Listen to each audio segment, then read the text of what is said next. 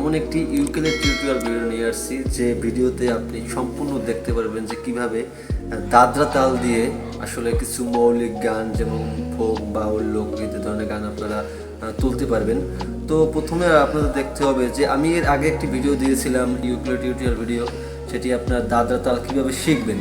তো মূলত তো জানেন না যে আসলে দাদরা তালে আসলে কী টাইপের কী ধরনের গান যায়।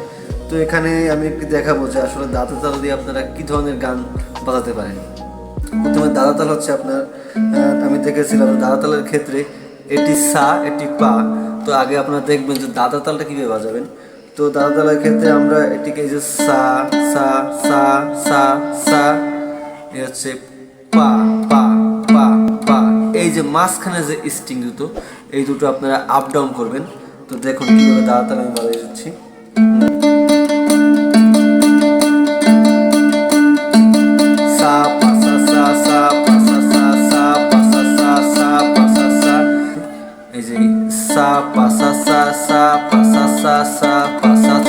এখন এই দাদরা তালে আপনারা কি রিলেটেড গান দিবেন, যেমন একটা গান আছে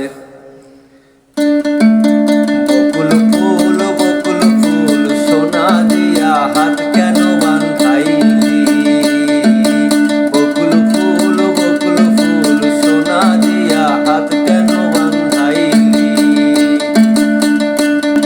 দিল না দিল না দিল মন দিল না, এত যে নিঠুর বন্ধু জানা ছিল না গো, এত যে নিঠুর বন্ধু জানা ছিল না। তো এই হচ্ছে দাদরা তাল। এছাড়া আরও অসংখ্য গান আপনারা এই দাদরা তালের মাধ্যমে বাজাতে পারবেন।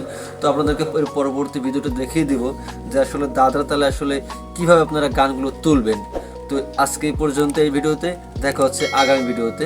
ধন্যবাদ সকলকে।